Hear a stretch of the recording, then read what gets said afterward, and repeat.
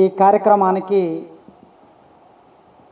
సభాధ్యక్షత వహిస్తూ నిర్వహిస్తున్న CPI party కార్యదర్శి సాంబశివరావు గారు, వేదిక మీద చాలామంది పెద్దలు ఉన్నారు. పెద్దలందరూ చాలా గౌరవనీయులు.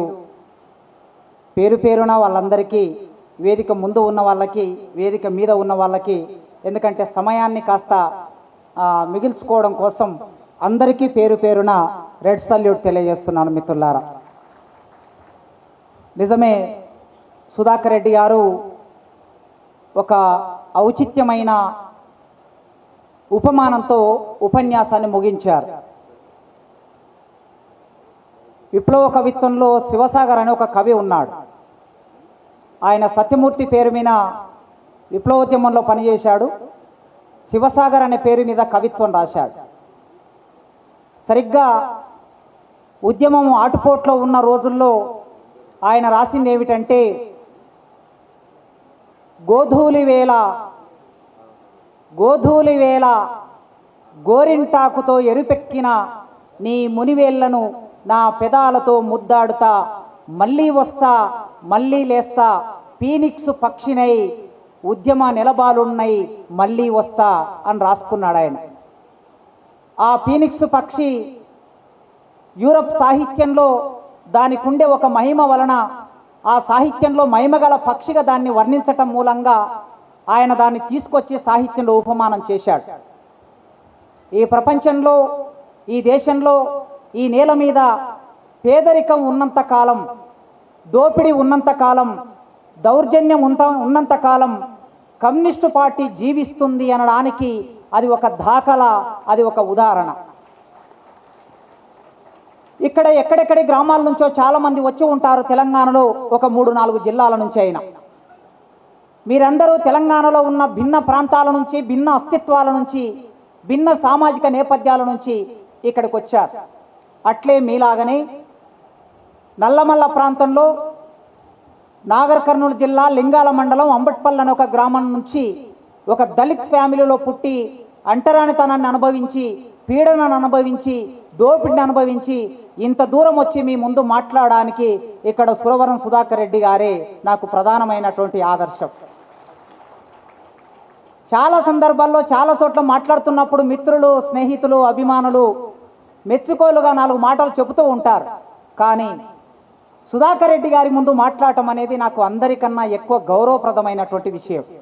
ఎందుకంటే మీలాగా 10 సంవత్సరాల వయసులో సుద్దాల హనుమంతు రాసినట్లు, పల్లెటూరి పిల్లగాడ పసలగాసే మొనగాడ, పాలు మరిచి ఎన్నాళ్ళయ్యిందో ఓ పాలబుగ్గల జీతగాడ, కొలువు కుదిరి ఎన్నాళ్ళయ్యిందో ఓ పాలబుగ్గల జీతగాడ, తాటి జగ్గల కాలిజోడు తప్పటడుగుల నడక తీరు, బాటతో పని లేకుండయ్యిందా ఓ పాలబుగ్గల జీతగాడ, చేతికర్ర తోడై నిలిచిందా అని ఆయన రాసినట్లు, ఒక పశువుల కాసే పిల్లవాడిగా నేను సుధాకర్ రెడ్డి గారు మా గ్రామానికి వచ్చి ఉపన్యాసం ఇస్తూ ఉంటే అట్లా పిల్లల్లో కూర్చొని అనుకునేవాడిని, కలగనేవాడిని.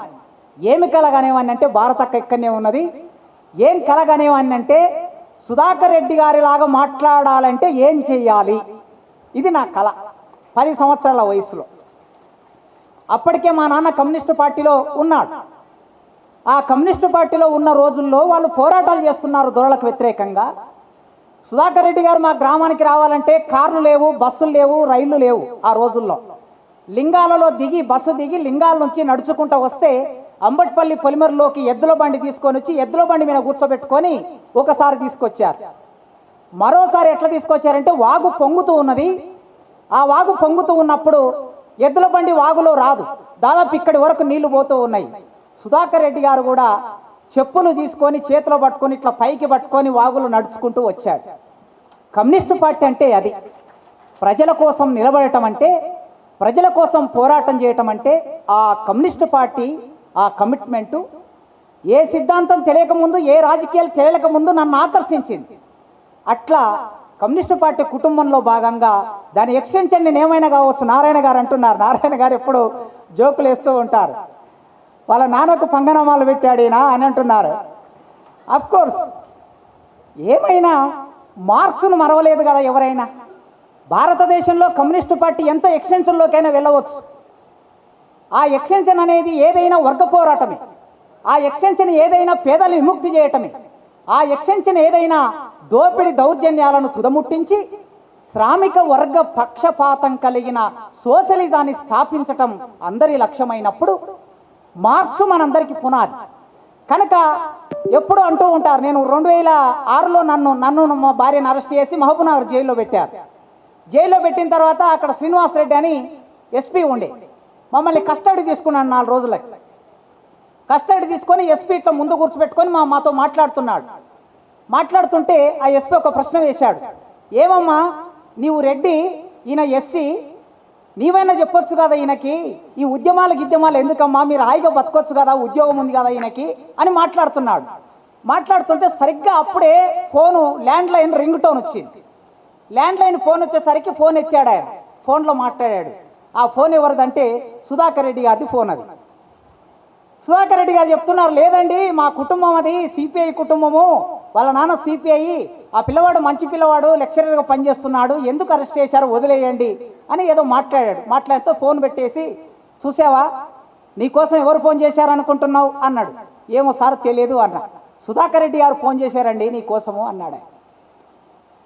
అంటే సమాజంలో మార్పు కోసం పోరాటం చేయాలనుకున్న వాళ్ళకి సవాళ్ళు అనేది చాలా సహజమే. ఆ సవాళ్ళలో భాగంగా సుధాకర్ రెడ్డి గారు ఒక మాట అన్నారట. ఏం మాట అన్నారంటే, ఎన్ని ఉద్యమాలైనా ఉండొచ్చండి, ఆ ఉద్యమాలన్నిటికీ మేము తల్లి వేరు, మా పార్టీ సిపిఐ పార్టీ తల్లి అండి వాటికి అన్నిటికీ అన్నాడు.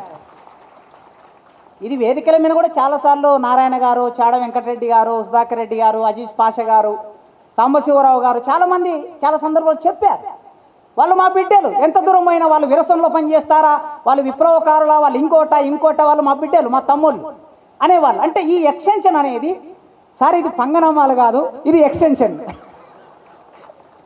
సో అట్లా నాకు చైతన్యాన్ని ఇచ్చి, నాకు జ్ఞానాన్ని ఇచ్చి, నాకు మాట్లాడే మాటనిచ్చి, నాకు రాసే రాతనిచ్చి, ఉదయిస్తున్న సూర్యునిపై చిటికెన పుల్ల తీసుకొని దరువేసి దండోర వేసి ఆ కులం నుంచి వచ్చిన వాడిని ఇవాళ మీ ముందు సగర్వంగా నిలబడి మాట్లాడేటట్లు చేసిన ఈ కమ్యూనిస్టు పార్టీకి రెడ్ సల్యూట్.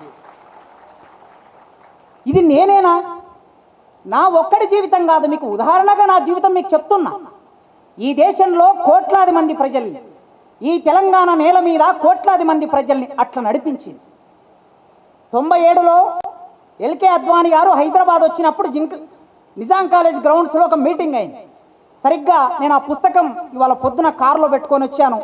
మధ్యలో ఒక అధికారికమైన మీటింగ్, నాకు డిపార్ట్మెంట్ హెడ్గా ఉన్నాను కనుక తప్పనిసరిగా ఇవాళ ఒక అధికారికమైన మీటింగ్ జరుగుతుంది, అక్కడ నేను జడ్జిగా ఉన్నా. అటు వెళ్తూ కారులో పుస్తకం పెట్టుకొని తీసుకొని వద్దాం అనుకున్నా. ఉదయ కమలం అని ఒక పత్రిక వస్తుంది ఆర్ఎస్ఎస్ వాళ్ళది. ఆ పత్రిక వేశారు 97లో. ఏం వేశారు, దాని మీద టైటిల్ ఏంటంటే నిజాముకు తొత్తులైన కమ్యూనిస్టులు అనే హెడ్డింగ్ పెట్టి ఒక 100 పేజీల పుస్తకం వేశారు.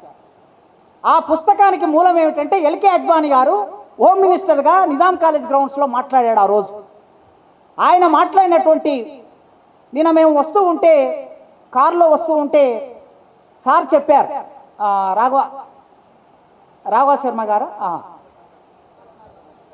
రత్నాకర్ రావు గారు చెప్పారు కారులో వస్తూ ఉంటే, నల్గొండ నుంచి వస్తూ ఉంటే, దీనికి మూలం ఎక్కడ ఉన్నది అని అంటే, ఇంతకుముందు సుధాకర్ రెడ్డి గారు ప్రస్తావన చేసినటువంటి మీననేటటువంటి ఆయన ఒక దగ్గర ఒక సెంటెన్స్ రాస్తే, ఆ సెంటెన్స్ సారాంశం ఏంటి, కరపత్రంలో ఉన్న ఒక సెంటెన్స్ తీసుకొని కమ్యూనిస్టులు నిజాంకు తొత్తులు అయిపోయారని ఒక పుస్తకం వేశారు. వాళ్ళు ఆ రోజు నుంచి మొదలుపెట్టారు ఈ తప్పుడు చరిత్రని. ఇవాళ మనం తీవ్రంగా ప్రతిఘటించవలసిన అవసరం ఉన్నది. ఈ ప్రతిఘటన అనేది మేధోపరమైన ప్రతిఘటన అవసరం ఏర్పడ్డది ఇవాళ.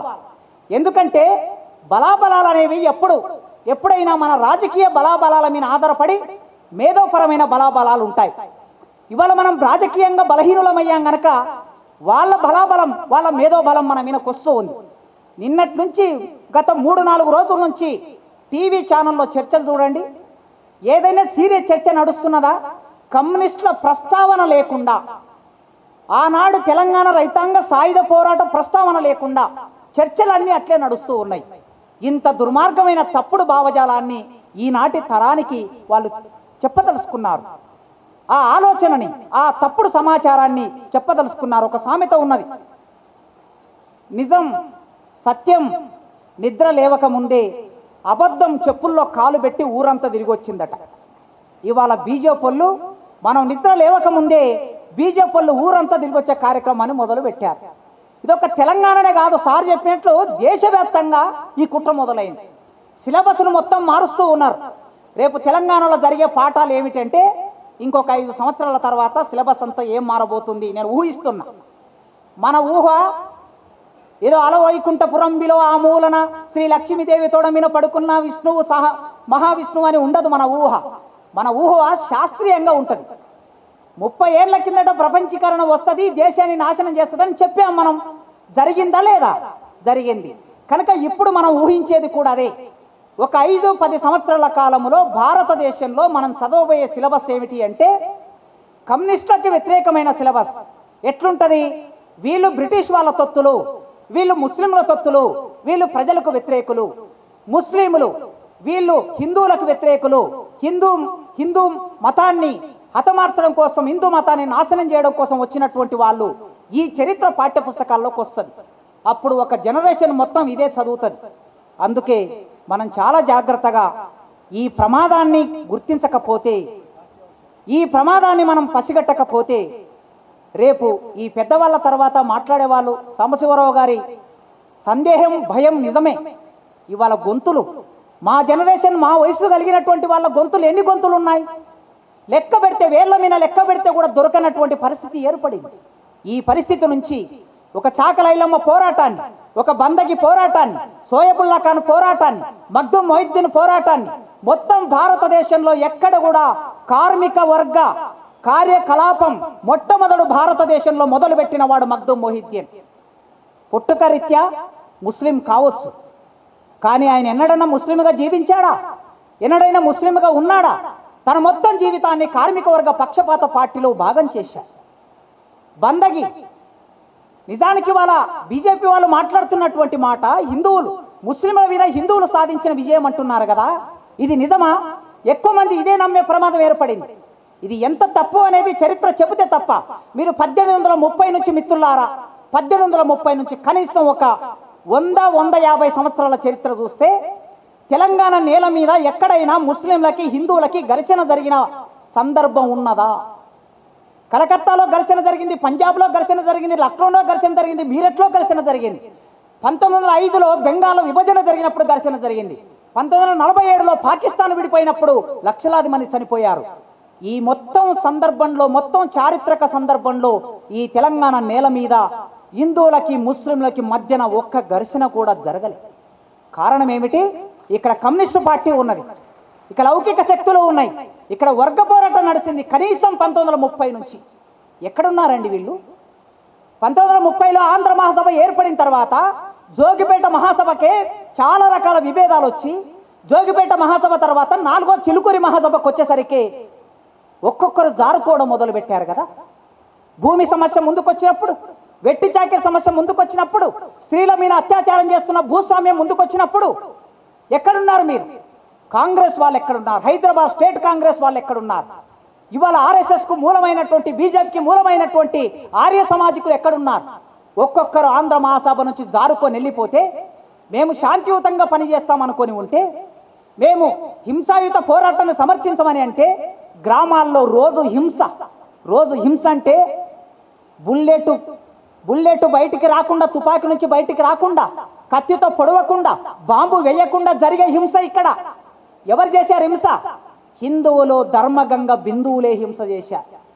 నైజాం రాజు ముస్లిం కావచ్చు, నిజాం ఉస్మాన్ అలీ ఖాన్ నిజాం ముస్లిం కావచ్చు, కానీ ప్రతాపరెడ్డిది ఏ కులం? ప్రతాపరెడ్డిది ఏ మతం? కడివెండి దొరది ఏ మతం? ఇట్లా ఎంతమంది పేర్లైనా చెప్పొచ్చు మనం. మరి వీళ్ళందరూ హిందూ మతానికి సంబంధించినటువంటి ప్రాక్టీస్లో ఉన్నటువంటి వాళ్ళే కదా. గ్రామాల్లో బరిబత్తెల బతుకమ్మ నాడిచ్చారు, స్త్రీలని వెట్టి చాకిరి చేయించారు, అన్ని కులాలను, కమ్మరి కుమ్మరి మంగలి మాల మాదిగ గౌండ్ల యాదవ, చిట్ట చివరికి మీరు ఒట్టికొట్ట ఆల్వర్ స్వామి రాసిన ప్రజల మనిషి నవల చదివితే, నేను స్టూడెంట్గా ఉన్న రోజుల్లో ఈ నవల చదవక ముందు నేను ఏమనుకున్నానంటే కేవలం మాలమాదిగలకి కుమ్మరి కమ్మరి గౌండ్ల యాదవులకి వీళ్ళకి మాత్రం వెట్టి చాకిరి ఉంది అనుకున్నా. కానీ బ్రాహ్మణులకి కూడా వెట్టి చాకిరి ఉంది అనే విషయము నాకు వట్టికోట ఆళ్వార్ స్వామి ప్రజల మనిషి నవల చదివిన తర్వాత అర్థమైంది. మీరు అందులో కంఠీరావు అనే క్యారెక్టర్ ఉంటుంది. బ్రాహ్మణ కులంలో పుట్టిన కంఠీరావు అనే క్యారెక్టర్ 15 సంవత్సరాల యువకుడు అడవిలోకి పోతాడు. మోదుగాకులు తీసుకురావడానికి అడవిలోకి పోతాడు. ఎందుకు మోదుగాకులు? ఆ ఊరిలో దొర ఇంట్లో పెళ్ళి అవుతుంది, దొరబిడ్డ పెళ్ళి అవుతుంది. ఆ దొరబిడ్డ పెళ్ళి అవుతుంది గనక ఆ దొరకి విస్తరాకులు కుట్టించవలసిన బాధ్యతని ఒక బ్రాహ్మణ కుటుంబానికి అప్పచెప్పారు. ఆ బ్రాహ్మణ కుటుంబం విస్తరాకులు కుట్టాలంటే మోదుగాకులు తెంపుక రావాలి. ఆ పిల్లవాడు వెళ్ళి మోదుగాకులు తెంపుకొచ్చాడు. తల్లి విస్తరాకులు కుట్టింది, ఆ దొరకి సప్లై చేసింది. వెట్టి, ఏ ప్రతిఫలం లేకుండా జరిగే దోపిడిని వెట్టి అంటున్నాం మనం. కనుక ఇట్లా తెలంగాణ సమాజంలో ఉన్న అన్ని కులాలని దోపిడీ చేశారు. ఎవరు చేశారు? దొరలు చేశారు. భూస్వామ్యం చేసింది. ఈ భూస్వామ్యాన్ని కాపలగాసింది ఎవరు? నైజాం ప్రభుత్వం. ఈ భూస్వామ్యాన్ని అమలు చేసింది ఎవరు? జాగీర్దారులు, జమీందారులు, దేశముఖులు, పోలీసులు, పోలీస్ పట్వార్లు. వీళ్ళు ఏ కులాల వాళ్ళు, ఏ మతాల వాళ్ళు? కనుక ఇక్కడ మతం కాదు, ఇక్కడ కులం కాదు. ఒకవైపు దుర్మార్గమైన భూస్వామ్యం దోపిడీ, మరోవైపు ప్రజాక్షేత్రంలో ఆంధ్ర మహాసభకి చిట్ట చివరి రక్తం బొట్టును చిందించే వరకు నిలబడింది, పోరాటం చేసింది. ప్రజలను విముక్తి చేయాలనుకున్నది కమ్యూనిస్టు పార్టీ. ఆ కమ్యూనిస్టు పార్టీ ఆనాడు నాయకత్వం వహించింది. ఈ చరిత్ర మీన గోరెటి వెంకన్న ఒక సందర్భంలో రాశాడు, పెన్నుల మీన మన్ను గప్పుతే గన్నులై మొలికెత్తుతాయని. నేను ఇట్లా మాట్లాడితే చాలా వివాదం చేసేస్తారు మీడియా వాళ్ళు. కానీ ఒక ఫ్యాక్ట్ కదా, సందర్భంలో చారిత్రక సందర్భంలో ఒక ఫ్యాక్ట్. మీరు చరిత్రని ఎప్పుడు మట్టి గప్పినా, ఒక విత్తనం మట్టిలో వేసిన విత్తనం ఎట్లయితే మట్టిని తొలుసుకొని నునులేత సూర్యకిరణాలను ముద్దాడుతూ అది వికసిస్తూ అది కాయలు కాసి పూలు పూసి కాయలు కాసి పండు వండి వేల విత్తనాలను ఇస్తుందో, అట్లా కమ్యూనిస్టు పార్టీ మీద మీరు ఎంత మట్టిని గప్పినా అది ఉదయించే సూర్యుని లాంటిది. చరిత్రని చరిత్రలాగా చెప్పడం అలవాటు చేసుకోండి. గతం భుజాల మీద నిలబడి వర్తమానాన్ని చూస్తూ ఒక సుందరమైన భవిష్యత్తును కలగనాల్సిన వాళ్ళం. ఆ సుందరమైన భవిష్యత్తును కలగంటున్నది మనమే. ఈ దేశంలో పెట్టుబడిదారి విధానం, భూస్వామ్యం రోజు రోజుకు సంక్షోభంలో పడుతున్నది. చిట్ట చివరికి ప్రజలకి ఎవరు అవసరం వస్తారంటే వర్గ పోరాటం నడిపే కమ్యూనిస్టులే అవసరం వస్తారు తప్ప దోపిడి పాలకులకి వారసులుగా ఉన్నటువంటి ఈ బూర్జో పార్టీలు ఏవి కూడా ప్రజల వైపు నిలబడే పార్టీలు కావు. కేవలం ప్రజల ఆలోచన విధానాన్ని మళ్లించడానికి, తమ దోపిడీ విధానాలని కప్పిపుచ్చుకోవడానికి, కరోనా తర్వాత ఏర్పడిన సంక్షోభం నుంచి బయటపడడం కోసం ఇట్లాంటి నినాదాలతో అప్పుడప్పుడు సమాజాన్ని పక్కదారి పట్టించి ఎంగేజ్ చేసేటటువంటి ఒక కుట్రని బూర్జో వర్గాల మీడియా శ్రీశ్రీయే రాసినట్లు కట్టుకథకి పెట్టుబడికి పుట్టిన విషపుత్రికలు పత్రికలు. ఈ కట్టుకథకి పెట్టుబడికి పుట్టిన ఈ విషపుత్రికలు మన గురించి రాయవు, మన గురించి చెప్పవు, మన గురించి చర్చ చేయవు. అయినా ఆ రోజుల్లో ఒక చోట ఉన్న దళానికి సమాచారం వెళ్ళాలంటే కిలోమీటర్ల దూరం మనిషి వెళ్ళిపోయి సమాచారాన్ని పంపించాడు. ఒక గ్రామం మీద దాడి జరుగుతుందంటే ఆ గ్రామం మీద జరిగే దాడి ఇతర గ్రామాలకి తెలియజేసి సామూహికంగా ఎదుర్కోవడానికి చుట్టుపక్కల గ్రామాలని ఏకంగా అవడానికి మనుషులు కాలినడకన వెళ్ళి సమాచారాన్ని పంపించారు. సెల్ ఫోన్లు లేని చోట, ఫోన్లు లేని చోట, కారు లేని చోట, ఎలాంటి ప్రయాణ సౌకర్యం లేని చోట మనుషుల మీద విశ్వాసం, కమ్యూనిస్టు పార్టీకి విశ్వాసం ఎవరి మీద ఉన్నదంటే, నమ్మకం ఎవరి మీద ఉన్నదంటే యంత్రాల మీద కాదు, మనుషుల మీద నమ్మకం ఉన్నది, మనుషుల మీద విశ్వాసం ఉన్నది. గనక మనం మన చరిత్రని చెప్పుకొనకపోతే వేటగాళ్ళ చరిత్రనే, వేటగాళ్ళు రాసిన చరిత్రనే చరిత్రగా మారిపోయే ప్రమాదం ఉంది. కనుక మనం పులులుగా తెలంగాణ సమాజాన్ని నడిపించిన వాళ్ళం, ఆ చరిత్రను నిర్మాణం చేశాం. ఆ చరిత్రని ప్రచారం చేయడానికి ఊరూరా తెలంగాణ రైతాంగ సాయుధ పోరాట వాళ్ళు 1 సంవత్సర కాలం నడుపుతారట. తెలంగాణ రైతాంగ సాయుధ పోరాటం నడిచిన నాడు కనీసం కళ్ళు కూడా తెరవని వాళ్ళు, కనీసం చరిత్ర కూడా లేనివాడు సంవత్సరమంతా కార్యకలాపాలు చేస్తే మరి ఆ భూమి మీద కన్నీళ్ళని, నెత్తుర్ని, చెమట చుక్కని రాల్చి 5,000 మంది ప్రాణతర్పణ చేసినటువంటి మనం ఎంత చరిత్రను చెప్పాలి? ఎన్ని రోజులు ఈ పోరాట కార్యక్రమాన్ని ప్రచారం చేయాలి? కనుక సాంబశివరావు గారికి, కొత్తగా సెక్రటరీగా అయినటువంటి సాంబశివరావు గారికి రెడ్ సల్యూట్ తెలియజేస్తూ, మీ మీద పెద్ద బాధ్యత ఉన్నది సార్. ఖచ్చితంగా మేము ఈ భావజాల ప్రచారంలో చివరి రక్తబొట్టు వరకు వర్గ పోరాటం వైపే నిలబడతాం. మీరు ఈ భావజాల ప్రచారాన్ని ముందుకు తీసుకెళ్ళండి. ఊరూరా ఈ కార్యకలాపాలని ముందుకు తీసుకెళ్ళడానికి మనం సిద్ధం కావాలని నాకు ఈ అవకాశం ఇచ్చిన సిపిఐ కమ్యూనిస్టు పార్టీ, నా మదర్ పార్టీ, మళ్ళొక్కసారి రెడ్ సల్యూట్ తెలియజేస్తూ ముగిస్తున్నాను.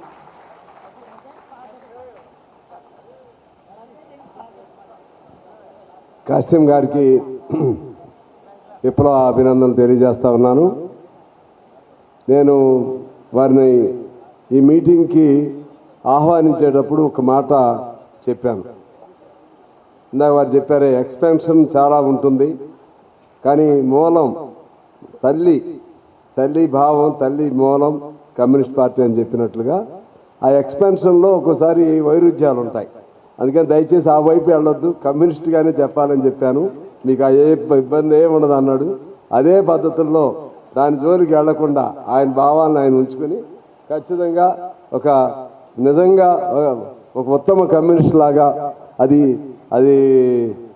లెఫ్ట్, అది ఎంఎల్ పార్టీస్ అనండి, మార్క్సిస్ట్ లెనినిస్ట్ పార్టీలు అనండి, సిపిఎం అనండి, సిపిఐ అనండి, ఏ కమ్యూనిస్ట్ పార్టీకి అయినా సరే వారు చెప్పినటువంటి ఇది అందరికీ ఇది శిరోధార్యం. ఆ విధమైనటువంటి చక్కటి ఉపన్యాసం ఇచ్చినటువంటి మిత్రుడు ప్రొఫెసర్, అందులో సుధాకర్ రెడ్డి గారిని పాత మూలాల్ని మరవకుండా ఆ విధంగా మనసు గుండె లోతుల్లో నిక్షిప్తం చేసుకుని చక్కగా సమాజం పట్ల అవగాహనతో అంకిత భావంతో చెప్పినటువంటి మన ప్రొఫెసర్ కాసిం గారికి నేను ధన్యవాదాలు తెలియజేస్తూ మీరు చెప్పినట్లుగానే మీలాంటి వాళ్ళందరూ సహకారం తీసుకుని కమ్యూనిస్ట్ పార్టీని సిపిఐగా కానీ లేకపోతే ఇతర కమ్యూనిస్ట్ పార్టీలు వారి బాధ్యతలు వారికి ఉన్నా మన పార్టీని మీ నాన్నగారి పార్టీ మన పార్టీని వాడలా తీసుకెళ్లడంలో, ఈ భావజాలాన్ని మరింత ముందుకు తీసుకెళ్లడంలో కృషి చేస్తామని చెప్పి సభ సాక్షిగా మీకు తెలియజేస్తూ